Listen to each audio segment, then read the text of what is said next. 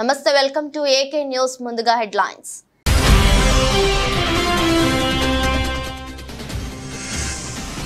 ఆర్థిక మంత్రిగా బాధ్యతలు స్వీకరించిన నిర్మలా సీతారామన్ కొత్త ప్రభుత్వంలో మొదటి బడ్జెట్ను రూపొందించే బృహత్తర బాధ్యత.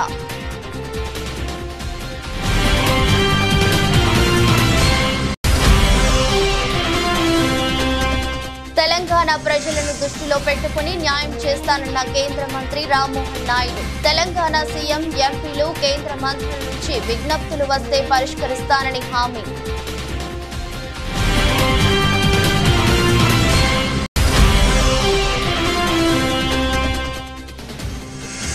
ఆంధ్రప్రదేశ్ రాష్ట్ర ముఖ్యమంత్రిగా ప్రమాణ స్వీకారం చేసిన నారా చంద్రబాబు నాయుడు. చంద్రబాబుతో ప్రమాణం చేయించిన రాష్ట్ర గవర్నర్ అబ్దుల్ నజీర్.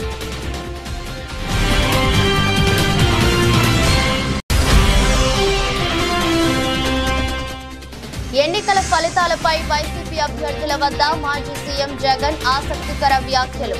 పోలింగ్ కు ముందు, తర్వాత సర్వేల్లో ఎక్కడా వ్యతిరేకత రాలేదన్న వైసీపీ అధినేత.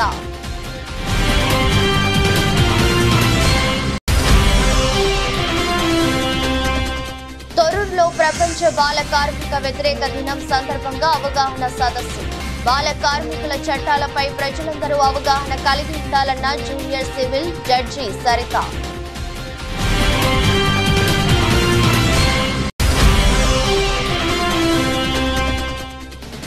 హైదరాబాద్ శివారు రాజేంద్ర నగర్ లో స్కూల్ బస్సులపై ఆర్టీఏ అధికారులు పోరాడా. ఈ రోజు నుండి పాఠశాలలు ప్రారంభం కావడంతో విద్యార్థులను రవాణా చేసే స్కూల్ బస్సులపై ఫోకస్.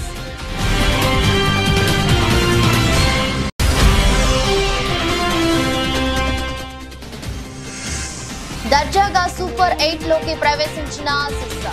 నమీబియాపై 9 వికెట్ల తేడాతో ఆస్ట్రేలియా ఘన విజయం.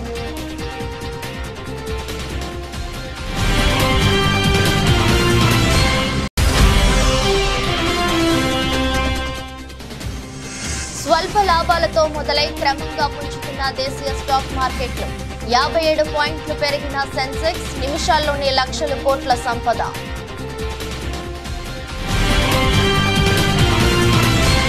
మోదీ 3.0 ప్రభుత్వంలో కీలక శాఖలైన రక్షణ, హోం, ఆర్థిక, విదేశీ వ్యవహారాల శాఖలు బీజేపీ చేతిలోనే ఉన్నాయి. ఈ శాఖలను పాత మంత్రులకే ప్రధాని మోదీ అప్పగించడం జరిగింది. మోదీ 2.0లో ఆర్థిక మరియు కార్పొరేట్ వ్యవహారాల మంత్రిగా పనిచేస్తున్న నిర్మలా సీతారామన్ కు మోదీ 3.0 హయాంలోనూ అదే పోర్ట్ఫోలియో దక్కింది. దీంతో ఆమె బుధవారం ఉదయం ఆర్థిక మంత్రిగా బాధ్యతలు స్వీకరించారు. ఇక తన ఆఫీస్ కు వచ్చిన నిర్మలమ్మను అక్కడి సిబ్బంది పూల బొకేలతో స్వాగతించారు. అనంతరం ఆమె నార్త్ బ్లాక్ లో ఆర్థిక శాఖ మంత్రిగా బాధ్యతలు చేపట్టారు. ఇక బాధ్యతలు స్వీకరించిన అనంతరం ఆమె ఆర్థిక మంత్రిత్వ శాఖ అధికారులతో సమావేశం కానున్నారు. కొత్త ప్రభుత్వంలో మొదటి బడ్జెట్ ను రూపొందించే బృహత్తర బాధ్యత ఇప్పుడు ఆర్థిక మంత్రిపై ఉంది. మోదీ 3.0 తొలి బడ్జెట్ ను జూలై 1 లేదా 2వ వారంలో ప్రవేశపెట్టే అవకాశాలు ఉన్నాయి.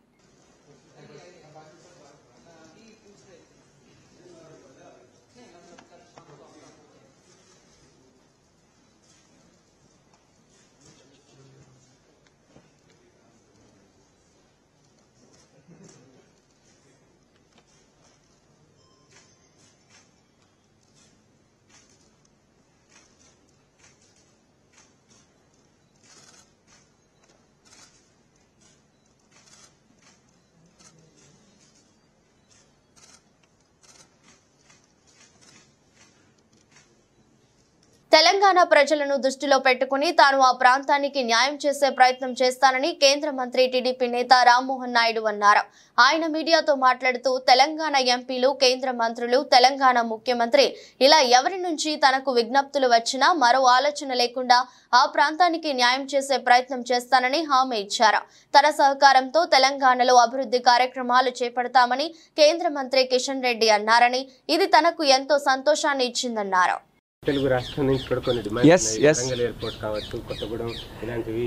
ఎందుకంటే తెలంగాణలో హైదరాబాద్ తప్ప ఇంకో ఎయిర్పోర్టే లేదు. నాకు కూడా చాలా ఆనందం అనిపించింది. ఈరోజు మన న్యూస్లో కూడా చూశాను, కిషన్ రెడ్డి గారు ఆల్రెడీ మా తెలంగాణ రాష్ట్రానికి కూడా మన సోదరుడు రామ్మోహన్ తాలూకా సహకారం తీసుకొని చాలా కార్యక్రమాలు చేయాలని, ఆ అనుబంధం ఎప్పుడు కూడా మనం కొనసాగించాలి. ఈ సివిల్ ఏవియేషన్ మినిస్ట్రీ ద్వారా అది కొనసాగించే అవకాశం దక్కింది. మా తెలంగాణ ప్రజలకు కూడా నేను చేరువయ్యే అవకాశం దక్కింది. కాబట్టి నేను తెలంగాణ మీద కూడా దృష్టి పెడతాను. అక్కడ ఉన్నటువంటి సమస్యలు మరి మాకున్నటువంటి సహచార మంత్రివర్గం కానీ లేకపోతే అక్కడ ముఖ్యమంత్రి గారు కానీ వాళ్ళ తరపున కూడా ఏది వచ్చినా సరే ఎక్కడ కూడా ఎటువంటి భేదాలు పెట్టుకోకుండా తెలంగాణ ప్రజల్ని దృష్టిలో పెట్టుకొని ఆ ప్రాంతానికి కూడా న్యాయం చేయడానికి ఖచ్చితంగా ఇచ్చేస్తాను. ఆంధ్రప్రదేశ్ ముఖ్యమంత్రిగా నారా చంద్రబాబు నాయుడు ముఖ్యమంత్రిగా ప్రమాణ స్వీకారం చేశారు. రాష్ట్ర గవర్నర్ అబ్దుల్ నజీర్ చంద్రబాబుతో ప్రమాణం చేయించారు.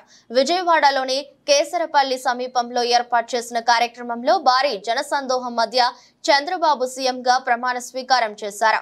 కేసరపల్లిలో జరిగిన ఈ కార్యక్రమానికి ప్రధాని నరేంద్ర మోదీ, హోంమంత్రి అమిత్ షా సహా పలువురు ప్రముఖులు, వేల మంది అభిమానులు హాజరయ్యారు. నేను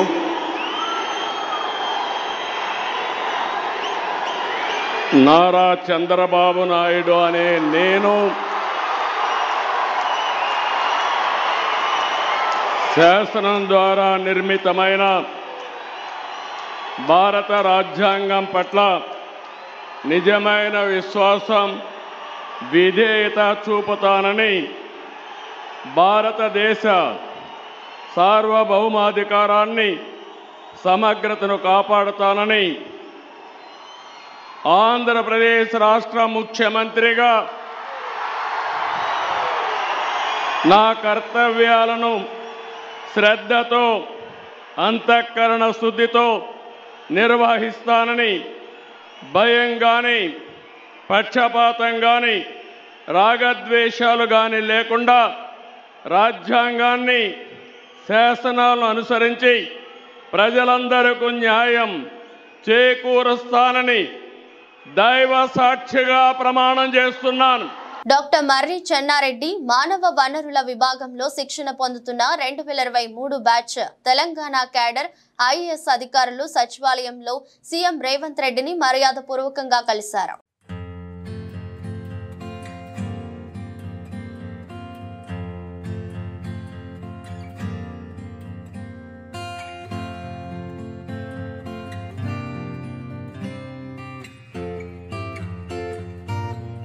ఏపీ అసెంబ్లీ ఎన్నికల ఫలితాలపై మాజీ సీఎం వైఎస్ఆర్సీపీ అధినేత వైఎస్ జగన్మోహన్ రెడ్డి ఆసక్తికరమైన వ్యాఖ్యలు చేశారు. ఎన్నికలకు ముందు ఎక్కడా ప్రభుత్వంపై వ్యతిరేకత కనిపించలేదని, కానీ ఫలితాలు మాత్రం విభిన్నంగా వచ్చాయని వ్యాఖ్యానించారు. పోలింగ్ కు ముందు, అనంతరం రాష్ట్ర వ్యాప్తంగా సర్వే చేయించామని, 17 లక్షల శాంపిల్స్ తీసుకున్నామని వెల్లడించారు. వైసీపీ కార్యకర్తలను తెలుగుదేశం పార్టీ నాయకులు ఇబ్బంది పెడుతున్నారని వైఎస్ జగన్ వ్యాఖ్యానించారు. నష్టపోయిన కార్యకర్తలను తాను పరామర్శిస్తానని భరోసా ఇస్తానని పార్టీ నాయకులకు జగన్ వెల్లడించారు. కార్యకర్తలపై దాడులను అంతా కలిసి ఎదుర్కోవాలని, జిల్లా స్థాయిలో టీమ్ గా నిలవాలని, కార్యకర్తలకు అండగా ఉండి ఆదుకోవాలని నేతలకు దిశానిర్దేశం చేశారు. ఇక ఎన్నికల్లో పార్టీకి 40% ఓటింగ్ వచ్చిందని, పార్టీ నేతలంతా ప్రజల మధ్యనే ఉండాలని జగన్ సూచించారు. ఆంధ్రప్రదేశ్ రాష్ట్ర మంత్రిగా జనసేన అధ్యక్షుడు పవన్ కళ్యాణ్ ప్రమాణం చేశారు. ఆంధ్రప్రదేశ్ గవర్నర్ అబ్దుల్ నజీర్ కేసరపల్లి సభా వేదికపై పవన్ తో ప్రమాణం చేయించారు. ప్రమాణం పూర్తయ్యాక వేదికపై ఉన్న చంద్రబాబు దగ్గరికి వెళ్లిన పవన్ కళ్యాణ్ ఆయనతో కరచాలనం చేశారు. ఈ సందర్భంగా పవన్ ను చంద్రబాబు అభినందించారు. ఆపై వేదికపై ఉన్న గవర్నర్, ఇతర ప్రముఖులకు ఆంధ్రప్రదేశ్ మంత్రి పవన్ కళ్యాణ్ నమస్కరించారు. అన్న చిరంజీవికి పాదాభివందనం చేసి ఆయన ఆశీర్వాదం తీసుకున్నారు. నేను కొణిదెల పవన్ కళ్యాణ్ అనే నేను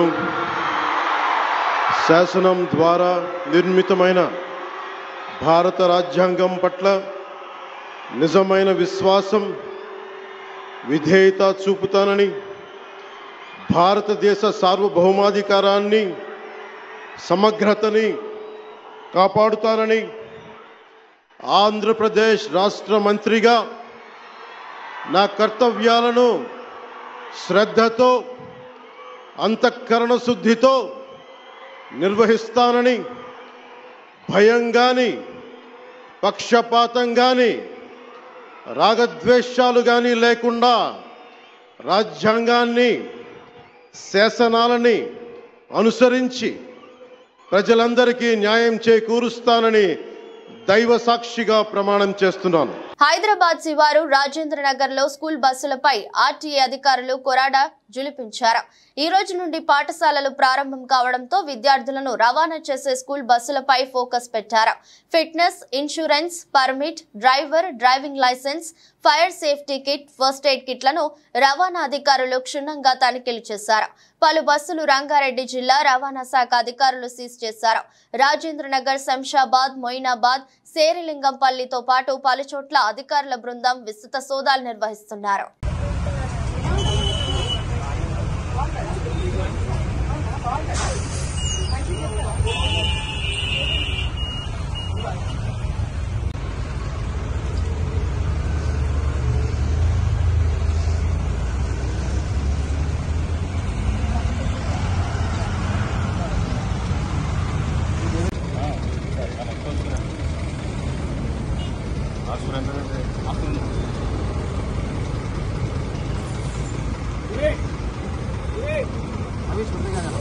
गाड़ी छोड़ देते स्टूडेंट्स को.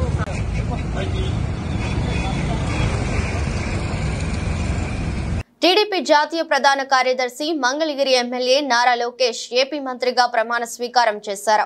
ముఖ్యమంత్రిగా చంద్రబాబు ప్రమాణ స్వీకారం అనంతరం ఏపీ నూతన మంత్రులు ప్రమాణ స్వీకారం చేశారు. నారా లోకేష్ తండ్రి చంద్రబాబుకు పాదాభివందనం చేసి ఆశీస్సులు అందుకుని ప్రమాణ స్వీకారం చేశారు.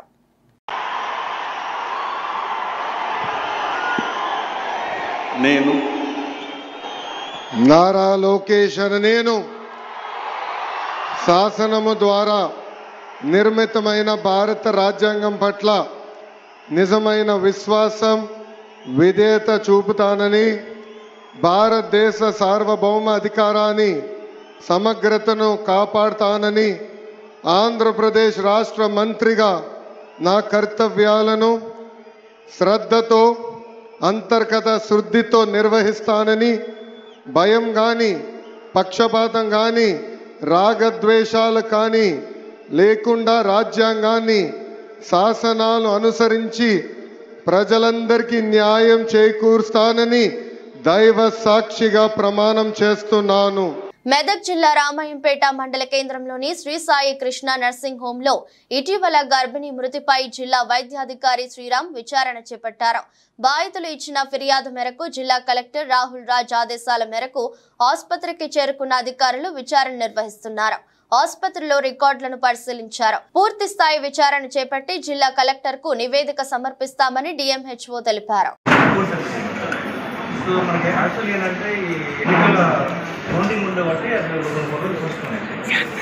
సో మన ఆనరబుల్ డిస్ట్రిక్ట్ మేజిస్ట్రేట్ గారు ఇచ్చిన గైడ్లైన్స్ ప్రకారం ఈ డెత్కు సంబంధించిన డీటెయిల్స్ నిజాలు ఎందుకు జరిగింది దాని మీద మన గైనకాలజిస్ట్ చూడాలి గారు, మీరు కూడా గైనకాలజిస్ట్, పియాట్రిషియన్, అదేవిధంగా మన డిప్యూటీ అవుతున్నారు. సో ఇక్కడ మనం ఏంటంటే 17వ తారీఖు రోజు ఇస్తారు గారు 26 years చనిపోయింది కదా. సో బ్లీడింగ్ తోటి చనిపోయిందనే దాని మీద నెగ్లిజెన్స్ ఎక్కడ ఉంది? డాక్టర్ నెగ్లిజెన్స్ ఉన్నారా, లేకపోతే నార్మల్ డెలివరీ కూడా మేనేజ్ చేసే స్థితిలో హాస్పిటల్ ఉందా? సో ఎందుకంటే మేము ఇంతకుముందు ఈ హాస్పిటల్కి ఏమిటో లైసెన్స్ ఇచ్చారు. లైసెన్స్ తోటి పాటుగా ప్రతి ఈఎన్సీ కేసు అయినా కానీ స్కానింగ్ చేసినా కానీ స్కానింగ్ రిపోర్ట్ కూడా మాకు సబ్మిట్ చేయాలి. సో బీసీపెండెంట్ యాక్ట్ కానీ, తర్వాత ఈ క్లినికల్ ఎస్టాబ్లిష్మెంట్ యాక్ట్ 2010 కానీ ఇలాంటివి జరిగినప్పుడు గవర్నమెంట్ నుంచి కూడా మాకు అడిగింది డీటెయిల్ చేయమని. మీరు కూడా కరెక్ట్గా ఇచ్చారు కాంప్లైంట్. సో దాని మీద టోటల్గా ఒక ఎంక్వైరీ స్టేట్మెంట్ అన్నీ తీసుకొని report honourable district collector submit చేస్తాం. డిసిషన్ అనేది సాల్వ్ చేస్తాం. అది ఎక్కడైతే నెగ్లిజెన్స్ కనపడ్డది దాన్ని మేము ఐడెంటిఫై చేసి పియాట్రిషియన్ గారు, గైనకాలజిస్ట్ గారు, సీనియర్ మన గైనక అందరూ చూస్తారు. సో దాని తర్వాత ఏంటంటే వాళ్ళ తరపు నుంచి కూడా స్టేట్మెంట్ తీసుకుంటాం. సోమ్ డిస్టిలరీస్ అనే సంస్థ మీద విచారణ జరపాలని బీఆర్ఎస్ నేత మన్నే క్రిషాంక్ డిమాండ్ చేశారు. సోమ్ డిస్టిలరీస్ నుండి కాంగ్రెస్ పార్టీకి ముడుపులు అందాయని, దీని మీద పూర్తి ఆధారాలు ఇచ్చామన్నారు. ఇప్పుడు సోమ్ డిస్టిలరీస్ సంస్థను తాత్కాలికంగా నిలిపివేశారన్నారు. సోమ్ డిస్టిలరీస్ సంస్థకు ఇచ్చిన పర్మిషన్ రద్దు చేయడమే కాదు, ఆ సంస్థకు ఎవరు పర్మిషన్ ఇచ్చారో వారిపై ఆ కంపెనీ నుంచి ఎవరెవరికి కమిషన్లు అందాయనే దానిపై విచారణ జరగాలని మన్నే క్రిషాంక్ కోరారు. కాంగ్రెస్ ప్రభుత్వం ఒక ఫ్రాడ్ కంపెనీని తీసుకొని వచ్చి నకిలీ మద్యాన్ని తెలంగాణ రాష్ట్రంలో ప్రవేశపెట్టే ప్రయత్నం చేసి ఇక్కడ ఉన్న ప్రధాన ప్రతిపక్షంగా బీఆర్ఎస్ పార్టీ దీని మీద లేవనెత్తి కేసీఆర్ గారి పాలనలో ఏనాడు కూడా నకిలీ మద్యము, కల్తీ బీర్లు అట్లాంటివి రానివ్వకుండా, ఎందుకంటే చూస్తున్నాం కదా గుజరాత్ డ్రై స్టేట్ అని చెప్పుకునే గుజరాత్ లో నకిలీ మద్యంతో తాగి దాదాపు 50 మంది చనిపోయారు. మీడియా రిపోర్ట్ చేసింది, వాస్తవం కాదా? ఇదే కంపెనీ మధ్యప్రదేశ్ లో మురేనా అనే జిల్లాలో 25 మంది చనిపోయారు. ఆ తర్వాత అక్కడ సిట్ దర్యాప్తు చేసి ఈ కంపెనీ యొక్క ట్యాంకులను అవన్నిటినీ జప్తు చేశారు. అట్లాంటి కంపెనీని మంత్రి గారు ఫస్ట్ వస్తలేదు, ప్రతిపాదన లేదని, ఆ తర్వాత నాకు సమాచారం లేదు, నాకు సమాచారం లేకుండానే అధికారులే తెచ్చిరని, ఆ తర్వాత అధికారికంగా చాలా గొప్ప కంపెనీ ఇది, చాలా ప్రెస్టీజు ఈ సోమ్ డిస్టిలరీస్ అనే సంస్థ, వాళ్ళు తెచ్చే కల్తీ బీరు తెస్తే మా కాంగ్రెస్ ప్రభుత్వానికి రాష్ట్రానికి చాలా గొప్ప జరుగుతుంది, ఇది మా ఘనత అని రాసి ఇవాళ సింపుల్ గా రద్దు చేస్తున్నామంటే మరి విచారణ ఏముండదా? ఎందుకంటే ఈ కంపెనీకి కాంగ్రెస్ పార్టీకి ఫైనాన్షియల్ ట్రాన్సాక్షన్స్ జరిగినాయని కూడా మేము బహిర్గతం చేసినాం. ఆలమూరు మండలం చెముడులంక గ్రామంలో వైఎస్ఆర్ కాంగ్రెస్ పార్టీ ఆలమూరు మండల కన్వీనర్ తమ్మన శ్రీనివాస్ ఇంటి వద్ద నిర్వహించిన మీడియా సమావేశంలో మాజీ ఎమ్మెల్యే కొత్తపేట నియోజకవర్గ వైఎస్ఆర్ కాంగ్రెస్ పార్టీ సమన్వయకర్త చిర్ల జగ్గిరెడ్డి మాట్లాడుతూ గెలుపును ఆస్వాదించడం అందరూ చేస్తారని, దానిని మేము కూడా స్వాగతిస్తున్నామని, ప్రజాస్వామ్యంలో ప్రజల ఆకాంక్షలు నెరవేర్చుతారని, అధికారం ఇస్తారని కూటమి నాయకులు అది మరిచి అధికారం వచ్చింది కదా అని గ్రామాలలో శిలా ఫలకాలు ధ్వంసం చేయడం, బాణసంచా బాంబులు వైఎస్ఆర్ కాంగ్రెస్ పార్టీ నాయకులు కార్యకర్తల గృహాల్లోకి వెళ్లి వారి కుటుంబాలలో స్త్రీలు చిన్నపిల్లలను భయభ్రాంతులకు గురి చేయడం చేస్తున్నారని, ఏదైనా మితిమీరితే ప్రమాదమని గుర్తెరగాలని చిర్లా హితవు పలికారు. మా కార్యకర్తలు నాయకుల జోలికి వస్తే చేతులు ముడుచుకొని కూర్చునే పరిస్థితి ఉండదని హెచ్చరించారు. కానీ కొత్తపేట నియోజకవర్గంలో 5 సార్లు పోటీ చేస్తే నేను 3 సార్లు గెలిచాను. ఇప్పుడు కూడా ఊరేగింపులు కూడా పెట్టాల. కానీ ఈరోజు ఏదైతే కొత్తపేట నియోజకవర్గం చెవుళ్ళంక గ్రామం, ముఖ్యంగా మరి మా మండల కన్వీనర్ గారి ఇంటి తమ్మన శ్రీనివాస్ గారు వారి ఇంటికి వచ్చి మరి ఏదైతే మరి ఇక్కడ ఉన్నటువంటి ఈ యొక్క బాంబులన్నీ కూడా ఇంట్లో వేయడం, లేదా ఎవరైతే ఆడవాళ్ళు ఇళ్లలో ఉన్నారో ఇంట్లో పిల్లలు ఉన్నారని చెప్తే వారిని కూడా భయభ్రాంతులకు గురి చేయడం, అదేవిధంగా ఈ గ్రామంలో ఉన్నటువంటి ఏదైతే గతంలో మరి చేసినటువంటి పనులు శిలాఫలకాలు ఏవైతే ఉన్నాయో వాటన్నింటినీ కూడా ధ్వంసం చేయడం, ఇట్లాంటి కార్యక్రమాలకు ఒడిగడుతూ ఉన్నారు.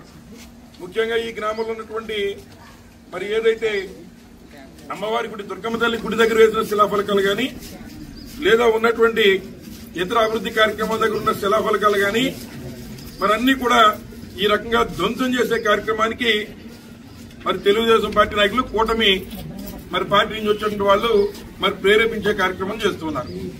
నేను అడుగుతున్న ఈ సందర్భంగా మీరు ప్రజలకన్నా వివరించండి, మీరు ధ్వంసం చేయడానికే వచ్చారా, లేదా ప్రజల యొక్క ఆకాంక్షలు పనిచేయడానికి వచ్చారా? మేము సామరస్యంగా ఉన్నామంటే దానికి కారణం మీరేదో గెలిచిన ఉత్సాహం ఉన్నారు, మా వాళ్ళు ఏదో నిరాశలో ఉంటారు. సరే, వారి కార్యక్రమాలు ఏమైనా చేసినప్పటికీ కూడా మనమే 1-2 అడుగులు వెనక్కి తగ్గి వెళ్దాం అనేటువంటి విధంగా ప్రవర్తిస్తూ ఉంటే కొన్ని గ్రామాల్లో ఇబ్బందులు లేవు. కానీ కొన్ని గ్రామాల్లో ఇట్లాంటి విధ్వంసకరమైన కార్యక్రమాలకి మరి ఒరిగట్టేటువంటి కార్యక్రమాలు మరి మీరు చేస్తూ మరి హింసని ప్రేరేపించేటువంటి విధంగా మీ యొక్క కార్యక్రమాలు, మీ చర్యలు ఉన్నాయని ఈ సందర్భంగా మరి తెలియజేస్తున్నా.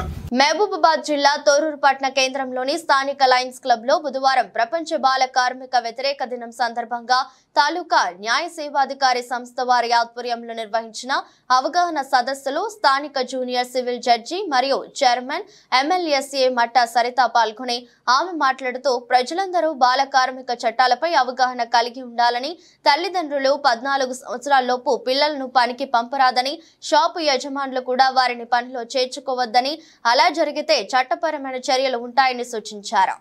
బాల కార్మికులు అనగానే ఇక్కడ ప్రజెంట్ అయిన వాళ్ళందరినీ చూస్తుంటే ఎవరెవరైతే బాల కార్మికులు ఎక్కడైతే ఉంటారో వాళ్ళందరూ యజమానులందరూ ఇక్కడికి వచ్చినట్టుగా అనిపిస్తుంది. మన ఎస్ఐ గారు చెప్పినట్టు హోటల్ యజమానులు, నెక్స్ట్ ఎవరైతే గోల్డ్ షాప్ యజమానులు, వీళ్ళందరూ కూడా ఇక్కడ ఉన్నట్టు అనిపిస్తుంది. అయితే ఈ ప్రోగ్రామ్ మంచిగానే చూస్ చేసుకున్నాం అనుకుంటున్నాం. మోరోవర్ ఫస్ట్ ఆఫ్ ఆల్ నేను కంగ్రాచులేషన్స్ టు లయన్స్ క్లబ్. అంటే వచ్చి సంవత్సరం అయినప్పటికీ కూడా నేను లయన్స్ క్లబ్ ఆధ్వర్యంలో ఒక కార్యక్రమం చేద్దామని చెప్పి సిడబ్ల్యూసీ మేడం అడిగారు.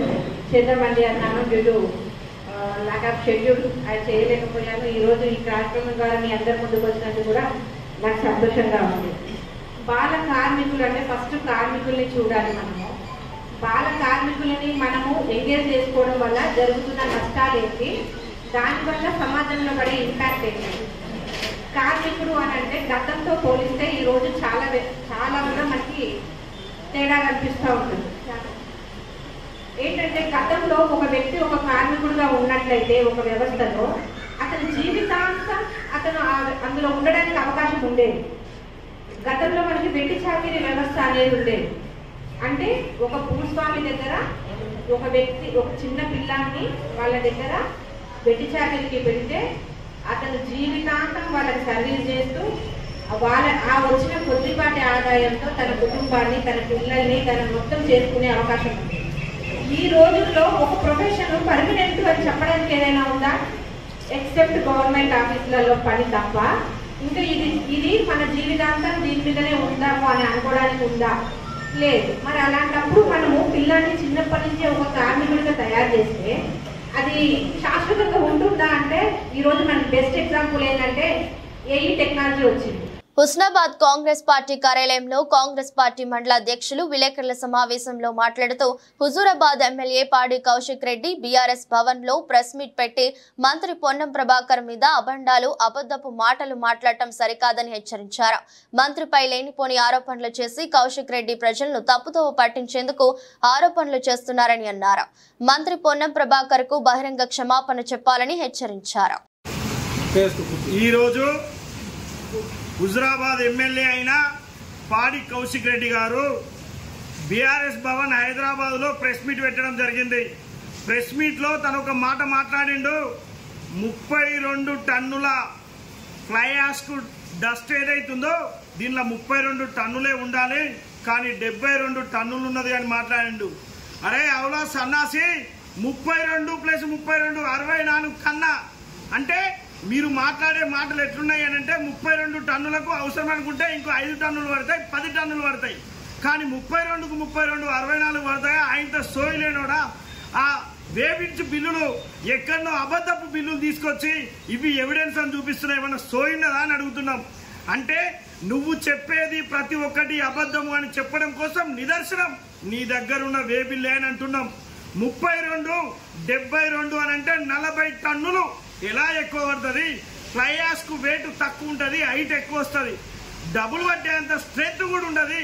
అంటే ఈ అబద్ధపు మాటలతోని ఏదైతే నువ్వు ఇవాళ బీఆర్ఎస్ ప్రభుత్వంలో ఉన్న బీఆర్ఎస్ నాయకులైన కేసీఆర్, కేటీఆర్, హరీష్ రావుల యొక్క మెప్పు పొందడం కోసం నువ్వు మాట్లాడుతున్నావు. చచ్చిపోయిన పాము ఇవాళ బీఆర్ఎస్ పార్టీలో ఏ ఒక్కరు కూడా నోరు మెదపడం లేదు. పార్టీని ఎవరు ప్రజలు కూడా స్వీకరించడం లేదు.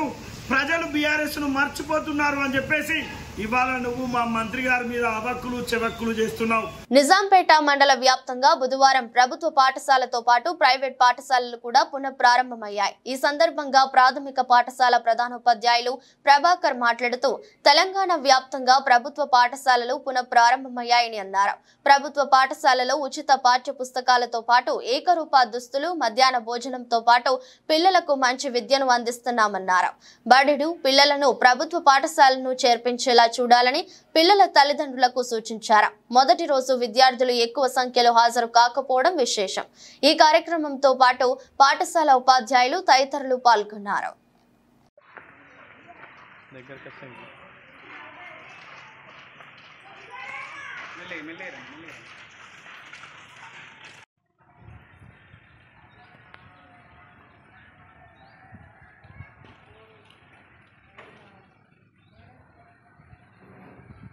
మిచెల్ మార్ష్ నాయకత్వంలోని ఆస్ట్రేలియా జట్టు టీ20 వరల్డ్ కప్ లో సూపర్ 8 దశలోకి ప్రవేశించింది.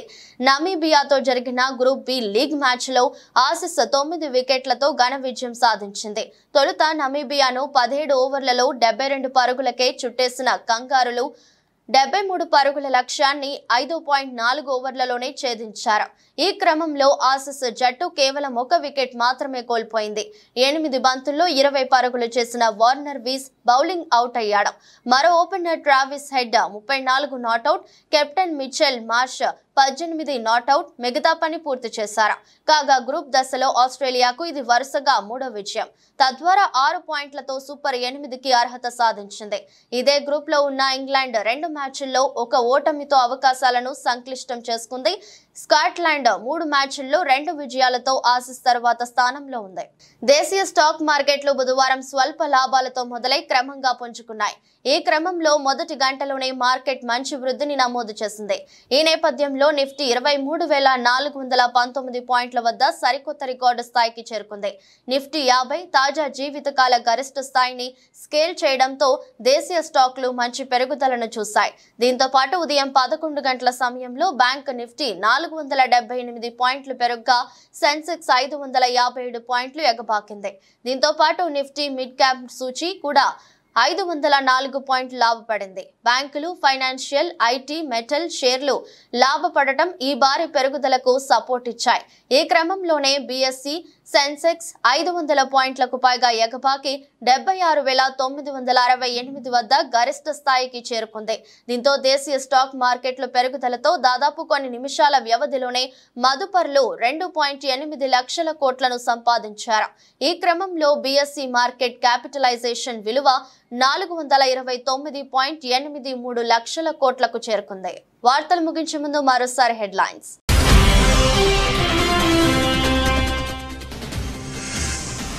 ఆర్థిక మంత్రిగా బాధ్యతలు స్వీకరించిన నిర్మలా సీతారామన్ కొత్త ప్రభుత్వంలో మొదటి బడ్జెట్ను రూపొందించే బృహత్తర బాధ్యత.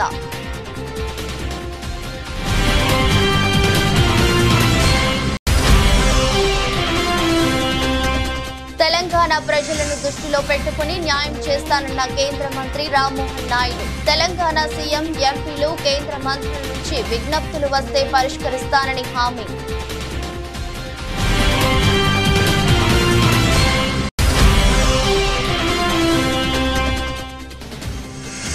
ఆంధ్రప్రదేశ్ రాష్ట్ర ముఖ్యమంత్రిగా ప్రమాణ స్వీకారం చేసిన నారా చంద్రబాబు నాయుడు.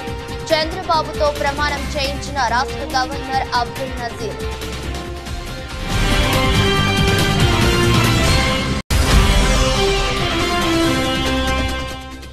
ఎన్నికల ఫలితాలపై వైసీపీ అభ్యర్థుల వద్ద మాజీ సీఎం జగన్ ఆసక్తికర వ్యాఖ్యలు. పోలింగ్ కు ముందు, తర్వాత సర్వేల్లో ఎక్కడా వ్యతిరేకత రాలేదన్న వైసీపీ అధినేత.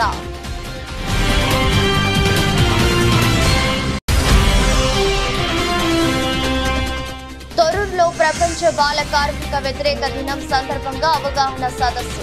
బాల కార్మికుల చట్టాలపై ప్రజలందరూ అవగాహన కలిగి ఉండాలన్న జూనియర్ సివిల్ జడ్జి సరిత.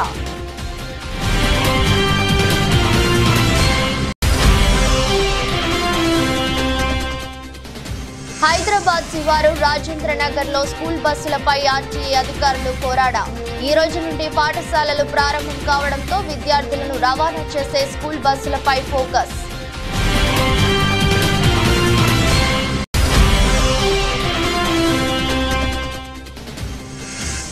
దర్జాగా సూపర్ 8 లోకి ప్రవేశించిన ఆసీస్. నమీబియాపై 9 వికెట్ల తేడాతో ఆస్ట్రేలియా ఘన విజయం.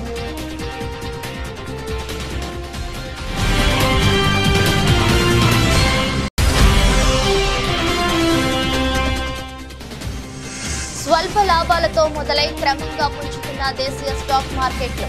57 పాయింట్లు పెరిగిన సెన్సెక్స్, నిమిషాల్లోనే లక్షల కోట్ల సంపద.